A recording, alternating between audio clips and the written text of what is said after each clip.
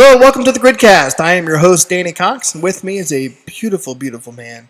He is a grid owner and a box enthusiast, and ladies, if you ever played the game FM Mary McKillum, you would F him every single time. His name is Conan Bruce. Conan! You're killing me, bro. You're killing me. The GridCast is an internet-based TV show bringing you all the ins and outs of the NPGL and the sport sweeping the nation, Grid.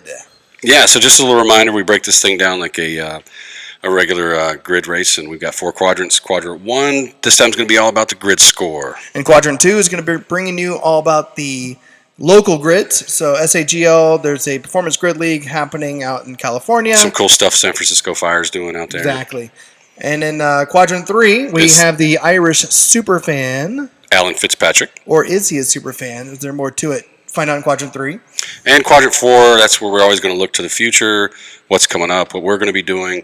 So we're going to be talking about, hopefully, next time we'll have an episode, we'll have the schedule. Maybe it'll be out for the NPGL next season, 2015 season. We're also going to talk about our future guests, that sort of thing. So without further ado, let's start our grid race and head on over to Quadrant 1. Here we go.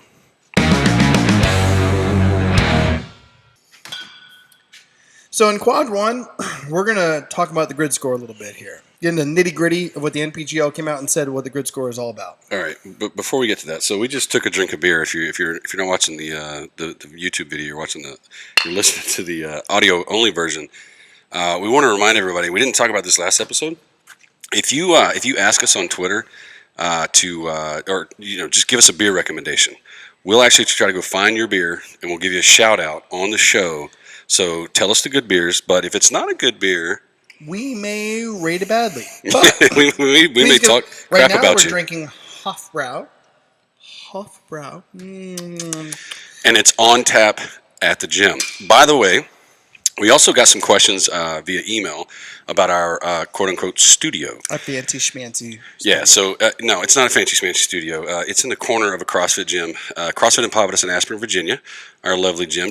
Danny's going to run off the microphone real quick, and I think he's going to steal the camera so that we can see lovely Tyler, the cameraman.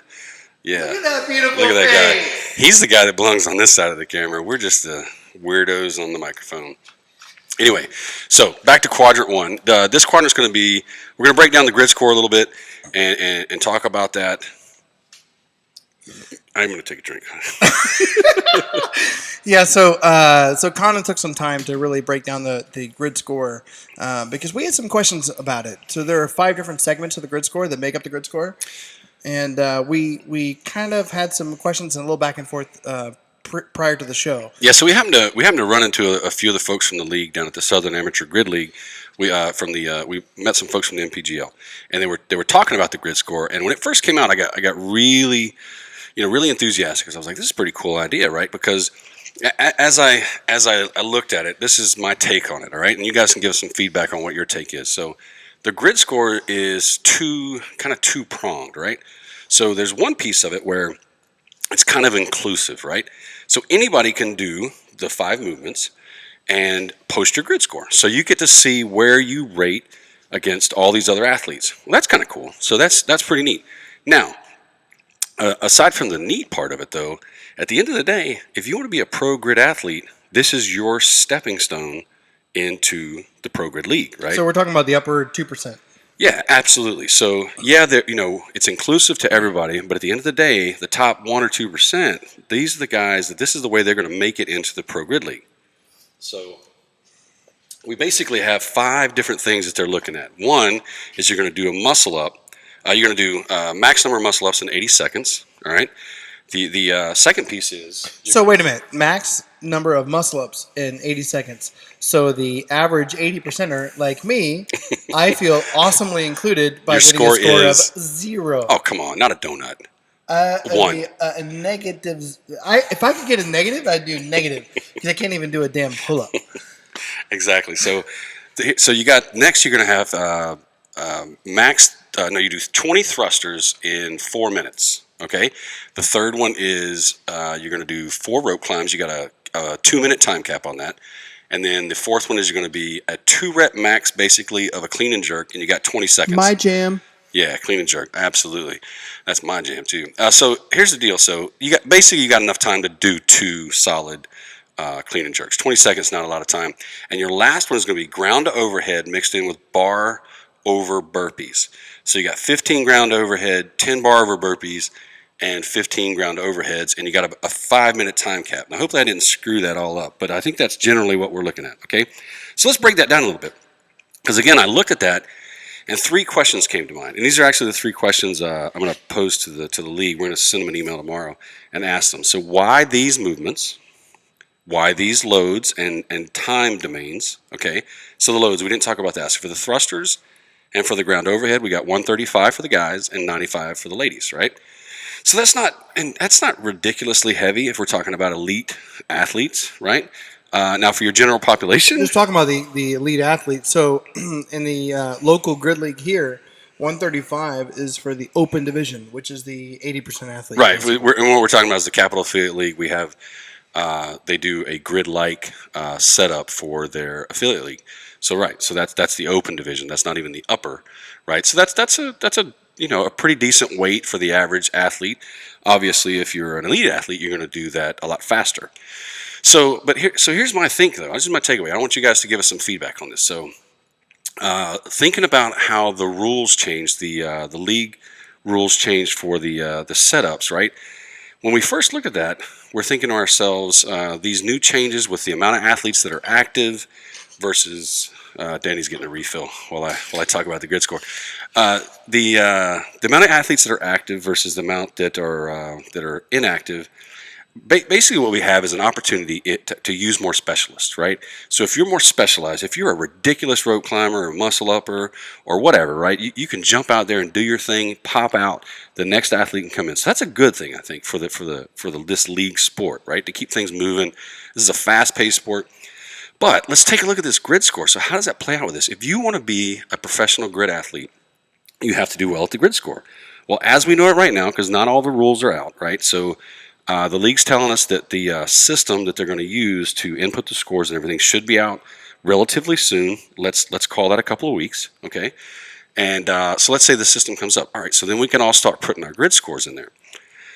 Now, if we think about how they changed the rules and it maybe favors us using more specialists, now how does that play out with the grid score if I'm an athlete wanting to get into the professional grid league? So let's say, again, 5 movements. I'm a bodyweight athlete, a really ridiculous bodyweight movement specialist, okay? I crush the muscle ups. Let's say I do 30 within 80 seconds. Let's say the rope climbs, I do those 4 rope climbs like in no time, right? Like a monkey. I'm just climbing that rope. Now, what's going to happen, though, is I'm going to get a huge couple of scores there. Now I got 3 more movements to look at. What's going to happen when I pick up that 135 or that 95 and start to do thrusters, right? How long is it going to take me to do those 20 thrusters if I'm a ridiculous bodyweight specialist? Well, I don't know. I mean, it really depends. If you're a well-conditioned, physically prepared athlete, it's gonna be okay. But if you're a specialist, right? I don't know. Is that going to marginalize your grid score, right? Are you going to do really well in the rope climb and the muscle ups? But now let's talk about the clean and jerk. You're not going to be able to clean and jerk the world, right? You're not going to be a strength barbell specialist. Well, let's look at the flip side too. So you have Taylor Stallings, who was the MVP of the grid league last year. She was a barbell specialist. She was all the weights. I doubt she could do muscle ups in an average of 5 or 6 seconds. I mean, well, Taylor would probably disagree with us. True, and she is a badass, and Right. I'm not trying to take anything away from Taylor. Right. But let's just use that as a general example and say, on average, and we're not talking about average athletes, we're talking about elite athletes. Are they going to be able, is that type of athlete going to be able to do 30 muscle ups in 80 seconds? I'm not so sure. After being a functional fitness coach for over 6 years, I don't know if that's going to happen, but maybe it could. All right, so here's where I'm going with this, though. Let's take the flip side and say you just crush the clean and jerk. You're not going to be the one that gets up there, right? Just like Danny said, we take the flip side. You're the strength barbell specialist. You're not going to fare so well in the muscle ups, the rope climb. So where am I going with this? Bottom line is, if you are a specialist, does your grid score get marginalized by the other movements, by the other domains that they're testing? So my question is, why the movements? Why these loads? Why these time domains? And the real question is who is this testing for, right? So we call it a grid score, but what we're really talking about what we're really talking about is a grid test, right? We're testing these athletes to see how they score. Well, I am going to go on a limb here and say we're going to end up with a lot of utility or general physical fitness, athletes. Yeah, if I look at it without any input from the NPGL officials, if I look at it, it really looks like it really caters to the generalist. Yeah, and I'm not sure. I'm not 100% sure that's where they're headed because we haven't gotten the details. There could be a lot more to the grid score. I'm going to give the league its due and say, hey, here we are, two guys on a podcast talking out of our butt. Right, and if you want to make the grid, don't you have to record it? Don't you have to record it on film? I'm not 100% sure on that because I've looked and I haven't seen that. I could be wrong, but the bottom line is we're going to get the answer. So. Fans, athletes out there, just know we are talking to the grid. We're going to get some details now, and to their defense, they're going to put out more information, right?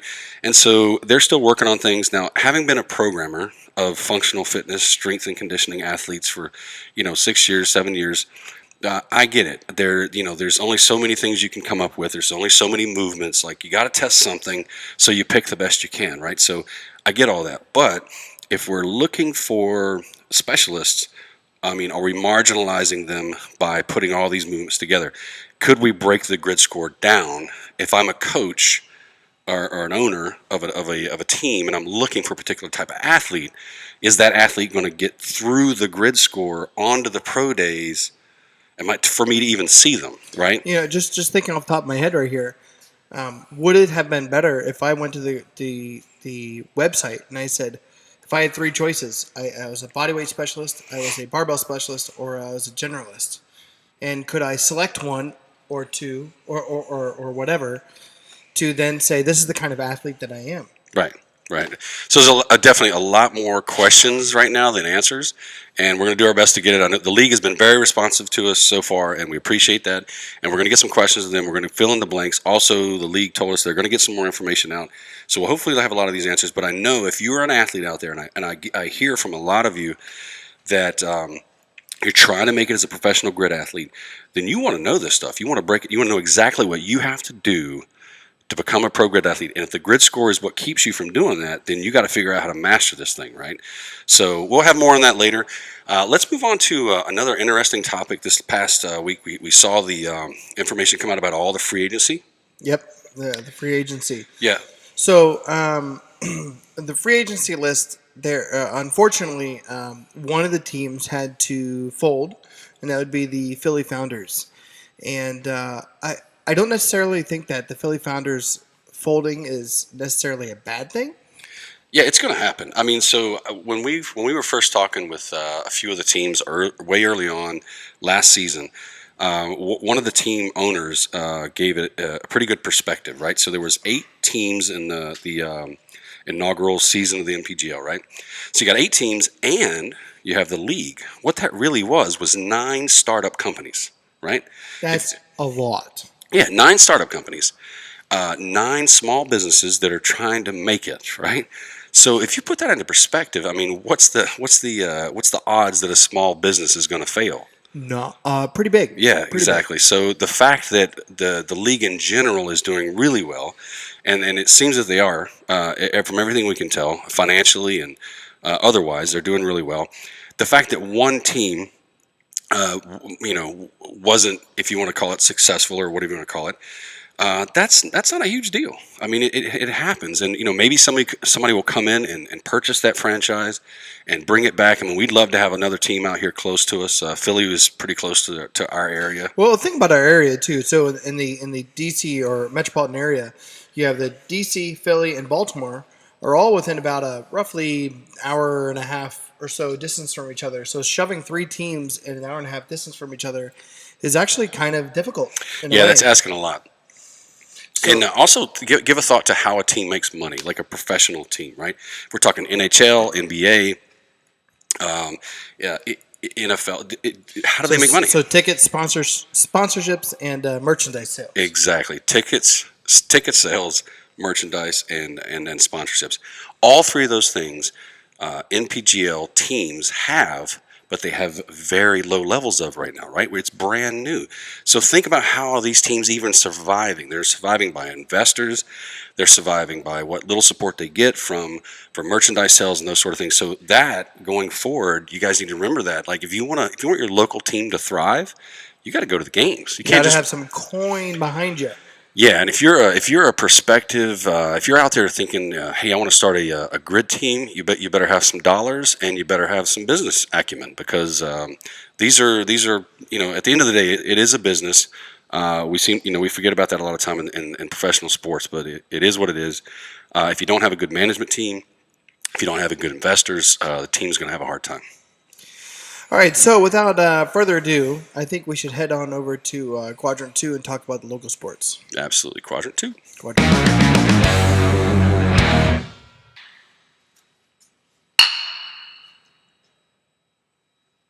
Somehow my beer keeps getting full in between quadrants. I'm not sure what's happening. Whoopsie. All right, so here we are in Quadrant 2. Again, just as a reminder, we won't talk about this every time, but this is more of the micro level. We're just breaking it down, going from the pro league level. Let's go down to the amateur league and minor leagues, that sort of thing. So since our first episode, there's a few different gyms who have reached out to us, a few different grid leagues. So there's one called the Performance Grid League. They're out of Redondo Beach in California. They're at a facility called Velocity Sports Performance. And there's a couple things that I really like about them. So they have a philosophy that everybody can do grid. If you are the general athlete, the 80% that we were talking about before, who can't do muscle-ups, can't do pull-ups, you can still feel like you're part of the team by joining a grid league. And I really think there's something special about that. Yeah, it builds a great community when you can be more inclusive, right? Right. And they are out of an 18,000 square foot facility. Let that sink in for a second. That's kind of big. 18,000 square feet. So our gym, and I think we did a little, we panned around a little bit. This gym is 8,000 square feet, and CrossFit affiliate gym terms, that's pretty darn big. 18,000? Huge. Massive. So at Velocity Sports Performance in Redondo Beach, they specialize athletes in baseball or football or whatever. They're going to focus that athlete to whatever they're focused on. So when I talked to these gentlemen that run the facility, they talked about how some of the kids, teenagers, just being typical teenagers, don't really want to do certain movements because, well, they're ass teenagers. Exactly. We get that in this gym. So we'll get some, a high school wrestler, let's say. So we'll get a high school wrestler and they come in, and those guys get conditioned like crazy. So they don't want to come in here and do burpees and body weight movements or whatever. Likes burpees? Or maybe they do, right? Maybe they like the conditioning stuff. So when one of our coaches tries to convince them the carryover effect of having a really strong, powerful clean and jerk, right? Because that's a good expression of power and strength. They don't get it, right? So they're not into that. So they're like, why am I doing clean and jerks? That's not me. But what's great is that when you introduce the sport of grid and you tell a bunch of high school athletes, hey, in order to do part of the conditioning, a part of the workouts, part of everything they do to condition for their sports, and you say, hey, that clean and jerk you didn't want to do, you're going to be a part of this grid team and you're going to do a grid race in the middle of their workout. When you introduce that, all of a sudden the kids are excited to do the clean and jerks. They're excited to do the snatches. They're excited to do the things that they didn't like to do before. And so even though the grid specializes on making specialized athletes, whether it's through bodyweight movements or through barbell movements or whatever, you are actually making a more well-rounded community from the 80% of the population. Yeah, absolutely. The bottom line is you get these kids, or you get anybody. Most of us have at least an inkling of a competitive spirit, just a little bit in there somewhat, I talk to people about this all the time in our gym where I'm more competitive with myself than I am with others, and that's kind of the military, that comes out of me because I've spent most of my life in the military, and you don't compete against others. You compete as you got to do your best to be part of the team. But anyway, we all have that little spark, and so you get these kids in a grid environment, and all of a sudden they don't care what the movement is. They just know, hey, it's go time. I gotta compete. I gotta be a good athlete, and my buddies are needing me to do this clean and jerk or a snatch or whatever this barbell movement is that maybe doesn't resonate with me as a baseball player or a basketball player or a volleyball player. We have that a lot with girls that play volleyball that come into our gym and they're like, yeah, I don't need to learn how to snatch. And Yes, they you do. do. No, for sure. Yes, you do. And those are the girls that make it to college volleyball teams because they are ridiculously strong and powerful and dynamic. So it's not surprising that this is working out well for those guys out there, but it's great for us to highlight because a lot of people that are going to be listening to our podcast are going to be listening to us because they're thinking about the NPGL, the National Pro Grid League, right? That's what's getting a lot of attention. And what we're trying to highlight through this podcast is all things grid. Everything. Everybody can do grid. Yeah, it's out there. It's definitely doable, and you maybe you can't go in your backyard, with your buddies and do grid. I mean, if you have a backyard gym, maybe you can. But here's a perfect example. Right before we did this podcast, I just joined the Capital Area Affiliate League, which is a grid-like league in the DC Capital area, and I was just doing grid. Yeah, we just had practice. I can't do pull-ups, I can't do muscle-ups, but you know what? I finally felt that I could be a part of a team because I can do barbells. I can do barbell movements pretty well. Yeah, you guys haven't seen this, but Danny does have a really nice snatch. I mean, he does. Let's be honest. It's kind of hot. Yeah, it is. I mean, don't ask Danny to do butterfly pull-ups. Don't ask me to. I can do a whole zero. Yeah, don't ask me to do them because my shoulders hurt like hell. But as a former power lifter, you give me something heavy to pick up, and I'm going to find a way to pick it up. But you know what though? I haven't been competitive in anything since high school. In high school, I was a big baseball player. I was looking at going to college ball and everything before I tore up my shoulder. But this is the first time I was actually able to be competitive in anything. Yeah, and grid allows for that. Grid allowed me to do that, and so that kind of is the reason why I have such a passion for it. Anyway, switching gears a little bit, I want to talk about one more person reached out to me. His name is Super Dave from the San Francisco Fire. He wanted me to let everyone know that the San Francisco Fire actually has a full, I don't know how you pronounce this, so please don't get on me. It's either Aleco, whatever. Aleco, hey, there you go. They have a full grid setup at their practice facility, and it is open to the public on Saturdays. So if you have a team, which would be great for boxed camaraderie, if you have a team that's competing in the local league, whatever, please email him at superdave@thesffire.com. That's superdave@thesffire.com. Yeah, and actually, we've got a guy that's going to come in sometime in December. He's actually going to be here for the American Open, and this guy is going to talk to us about. He's working on some sort of project. We got to get the details, but the general gist of it is they're building facilities in different places that are set up for grid athletes. So if you are, so it's not just a functional fitness gym. It's specifically set up that maybe there's a pro team that kind of sponsors the whole thing and does it, but then they bring in minor league athletes, amateur athletes, and these guys can train on a real grid because that's going to be pretty hard to find in your average CrossFit gym. Again, we talked about this in the first episode. We happen to have a rig that's kind of sort of grid-like, but nowhere near like an actual grid rig. So these folks are out there building facilities for amateurs and minor leagues and club level teams to practice in. That's how you're going to become a pro athlete. Absolutely. Yeah. So it's exciting things going on all around the country, and we're looking forward to bringing you all the information about it. Next up is this guy is incredible. In quadrant 3, we're gonna little leprechaun, Alan Fitzpatrick. I'm not sure he's gonna like being called a little leprechaun because so a little front story on this. But I love him. Yeah. So we were down at Southern Amateur Grid League, and we're looking for this guy. They told us about this guy called the Irish Superfan, right? And so we got to find this guy. I mean, my family's Irish, so I was like, it just sounds cool. Let's find this guy. So we're all over the invitational. Can't find the guy. Find the guy. We actually ended up going to the hotel bar after the Southern Amateur Grid League tournament was over. Yeah, so if you want to find an Irish dude, this may be a little bad. You might find him at a bar. So we go to the bar back at the hotel, and I'm standing there, ordering a glass of water, and I hear this guy with an Water, Conan? Are you sure it was water? Well, there was a splash of Coke in there. We asked. I heard this guy with an Irish accent, and I'm like, dude, are you the Irish superfan? And he kind of smirks, and he's like, yeah. And so come to find out, the reason we couldn't find the guy is because he was one of the judges out on the grid. So he was busy all day. But we grabbed him. We did a little interview with him. He's a great guy. And come to find out, he's not just a super fan. He didn't come all the way from Ireland just to watch. He's got a lot of big things going on over in Europe, and we'll get to hear a little bit about that through his interview. So let's bring it on over to quadrant 3. Europe is looking like it will happen. It's just a matter of when and how. Maybe next year there'll be some maybe exhibition matches or something, and then 2016 will be kind of the realistic aim for something like that, you know.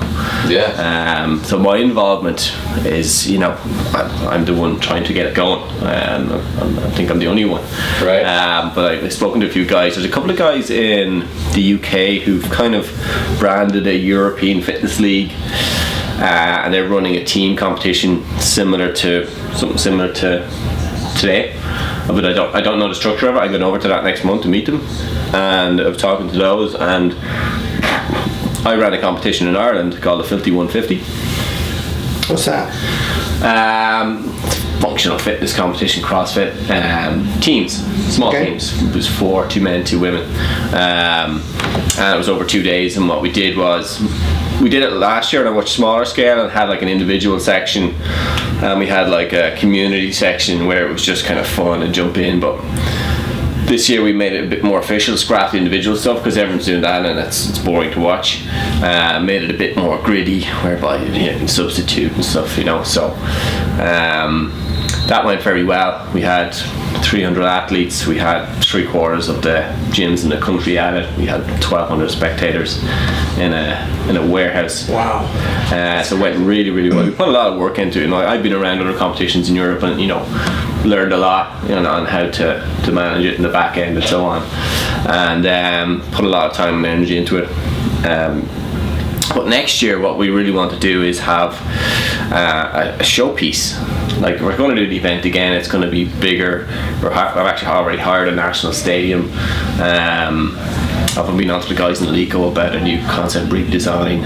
You know, maybe if we can do it like what I've pitched to them is like a grid rig, but like with an add-on bit, so you can have like the competition that we want to have, and then at the end of the day, you can still adapt it for like a professional grid match. I mean, whether it be to European teams or an all-star game or something like that, then that's your showpiece, that's your headline. Yeah. So like all the amateurs go through, you know, on a 2 or 3 day event, and they race the same court, and the pros come out at the end of the weekend, and you know, and I think that's like, because some of the stadiums for the grid match, because of the new sport, were fairly empty. Like if you can tag it on to already busy competitions, you've got a captive audience there of a couple of thousand people, and it's going to get more traction. I mean, but if you just turn around and go, it's Dublin versus London in a grid match, you probably won't get as big a response. You know what I mean? Because people don't have that local connection to it, you know. So you don't seem like the crazy fan. You seem like a passionate, smart businessman fan. That's what it sounds like to me. That shocks people, though. Well, how did you find out about grid? I mean, you were doing CrossFit at a box, or I mean, I own a CrossFit box. That's what I was thinking. Yeah. And which CrossFit box? CrossFit Navan, it's called. We're going about 2 years. I've been CrossFitting for probably about 4. In Ireland, it's still relatively new. Like when I started, there were 6 CrossFit gyms, and now there's, I know this because I need to know it, there's 67. Wow. Plus there's a lot of S&C places popping up, you know what I mean? And it seemed like a couple of years ago, maybe a year and a half ago, like if you were doing CrossFit but you weren't affiliated, it was very much frowned upon. But this year in our competition, we had, I think it was, how many teams entered? It was 75 teams entered from the different gyms. So it was something like, it's one hell of a competition. Yeah, it was something like maybe 50 different gyms, and I'd say about 10 of them were not CrossFit affiliated. But no one minded. It was cool, you know. But maybe a year previous, it would have been very frowned upon, and you can see where it's going now. So in Ireland, there's probably, it's harder to find the S&C places because they're not on the affiliate map. There's probably, I would say, 100. An S&C with strength and conditioning. Strength and conditioning, yeah, CrossFit, but not CrossFit. Right. Training the same way, you know. So I say there's probably 100, up from maybe 20 3 years ago. Wow. Yeah, That's quite growth. yeah, and it's going to grow bigger, you know. So we did a really good competition, and you know, got a lot of good feedback. And you know, next year it's going to be even bigger again. But we really want to tie it into something a bit more professional. So I suppose my connection with Grid was I went to, where did I go? Like, everyone's on the internet anyway. I mean, it just pops up anyway. Yep. I mean, who was it? Yeah, I met. I was at the CrossFit Games, CrossFit Regionals in Copenhagen. I was working at it. I was doing the equipment team, which was a lot of fun. So I judged at a few things, you know, and it's quite stressful judging. Yeah, the judging at the games. Yeah, not fun. It's quite. I'm judging again in the battle of the athlete games in the UK. It used to be Battle of Women. But I personally am just doing this to network. Sure. Just to network, really. And I met, went to the after party. Best networking is at the after parties, as always. And that's where I met the NPGL guys. And met Lucas. No, not Lucas. I'm gone blank now. It's been a long day. It has been a long day. Lucas Haugberg. Okay. Yeah, Lucas Haugberg. The finishers, all the top finishers from the European regional were at the after party. So bumped into Lucas, was telling him my Rich Froning story, and which I'll tell you in a minute. Which entertained him and all the other athletes somewhat, you know. So became friends with him, and then he got on the Boston Iron team. So that kind of tweaked my interest a little more, because I was kind of following him and befriending him, and I was hoping he'd come over, maybe, you know, do a guest appearance and stuff like that, but he couldn't because he had, you know, the commitments and so on. So yeah, then I'm now a Boston Iron fan. I'm stuck with Boston Iron. Much like my soccer team or football team in the UK, it's Norwich. So I just get lumped with these teams. Right. Losing. Oh, wow. It's okay, we're Redskins fans. Yeah, so It's the for same American for football, American football. We're accustomed to losing. Yay! Yes. And when you win, it's just amazing. Oh, yeah, you know, it makes the winning that much better. Maybe. Totally, yeah. Like if you're winning all the time and then you lose, do you ever notice those people are just really, really miserable? Whereas we're just used to losing, and then if you win a few, you're like, yes! Yeah, absolutely. And if you lose, like, gosh, I don't care anymore. Right, that's normal. That's part Yeah, of the yeah. How receptive do you think right now, currently in Europe? How do you think people in Europe are watching grid matches online? No. No. So do they know it exists? I can't speak for the whole of Europe, because Why not? You're Irish. You can. yeah. but I can speak for probably some of the CrossFit community in Ireland, whether that's reflective of the CrossFit community across Europe. I don't know. I know a couple of people I know in the UK, and still don't really know about it. A lot of it was because, well, I think it was because of the time difference. The events were on at a time where you had to be online at 1, 2 a.m. in the morning to watch it. I mean, which, unless you're a super fan, you're just not going to do. Yeah. Plus, it wasn't on TV or anything in Ireland. I couldn't get even the NBC stuff. You couldn't get in Ireland. So I still haven't seen the final. I still haven't seen it because. Well, spoiler alert: DC Brawlers won. Really? Oh my God! Weird. I actually got splashed with a bit of champagne. And then I was in getting a photograph, and then I got kicked out by the security. No, you shouldn't be here. Like, but I'm working, I'm staff, I can do what I want. That's awesome. Yeah. So yeah, that was fun. Oh yeah, my Froning story. Yeah. I gotta hear this. I actually beat Rich Froning at a workout. What? Yeah. Was What was there the beer workout? involved? Was there beer involved? No.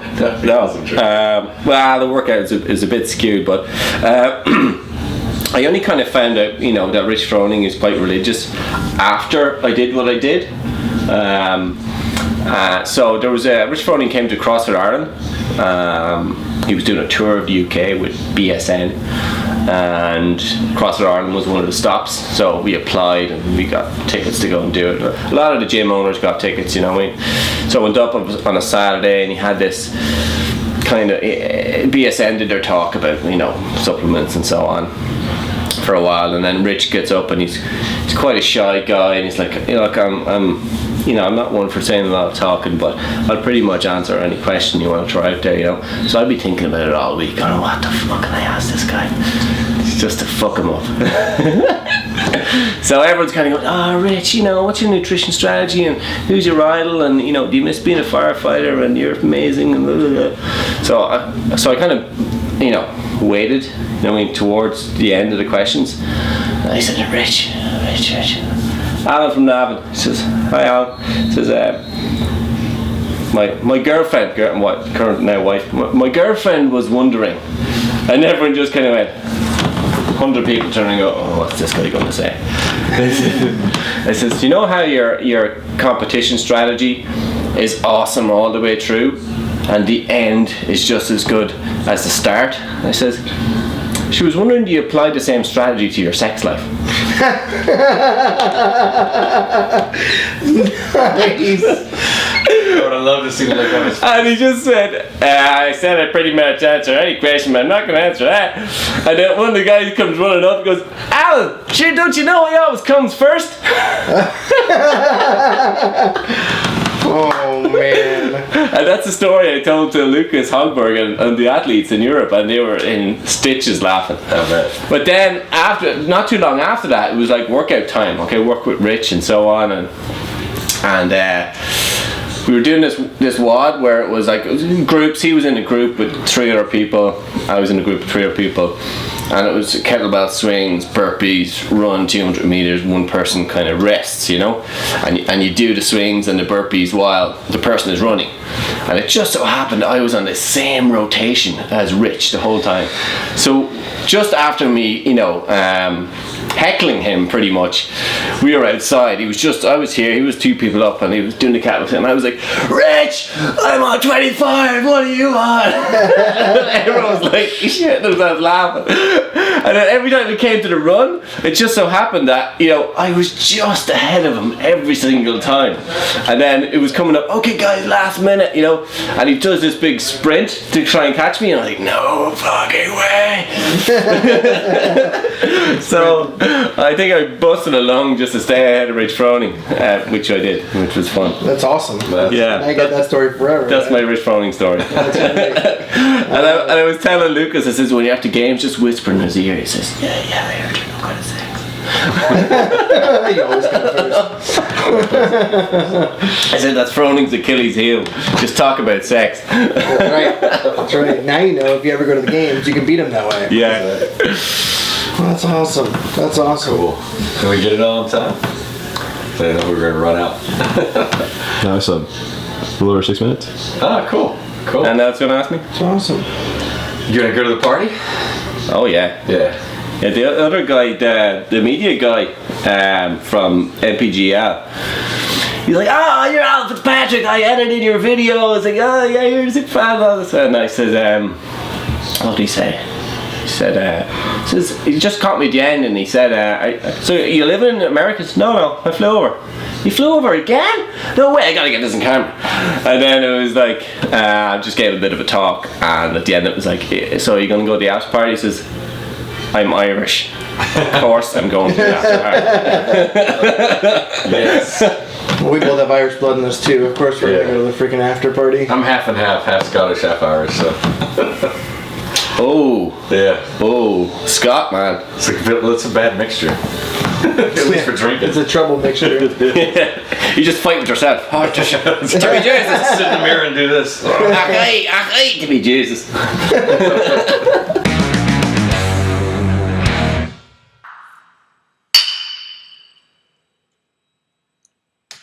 So how great was Alan, right? So he had a little bit more than just he was a little bit more than just an Irish super fan. Yeah, and we didn't come up with that title, by the way. I'm not even sure who posted a story on it. I can't remember. It was on Facebook somewhere. Yeah, and they just kept talking about this guy flew all the way from Ireland. But Alan is a great guy. He's got a lot going on. I think what he does is give us an insight into the fact that we aren't just looking. The future of grid is not only in the U.S. I mean, we're looking grid Europe, grid Asia, grid Antarctica, maybe? No, not a lot of grid probably out there. No. All right, so let's move on into quadrant 4, and we're going to try to keep this pretty short. So this episode is probably going to be a little longer than we planned. Just a lot of information to put out with the grid score.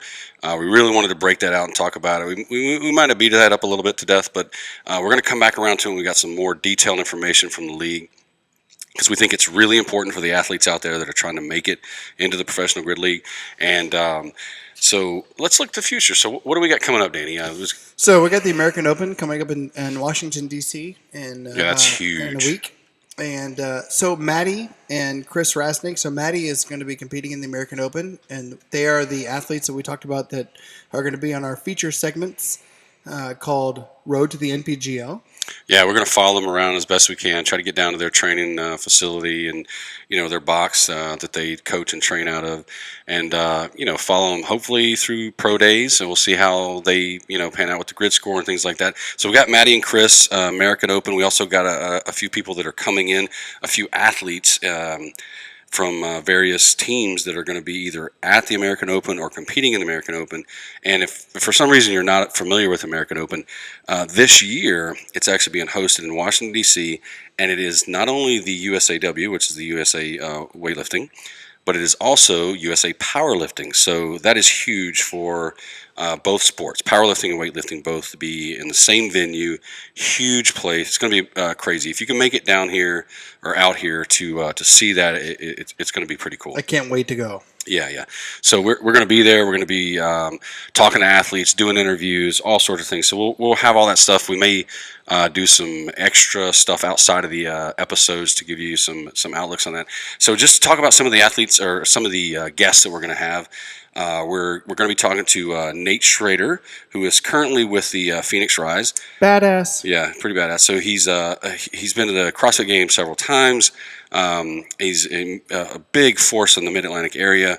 And so Nate's going to come on and talk to us about some projects he's working on with helping coaches and athletes prepare and get better at grid as a sport. Meet your mind. Meet your mind, yeah.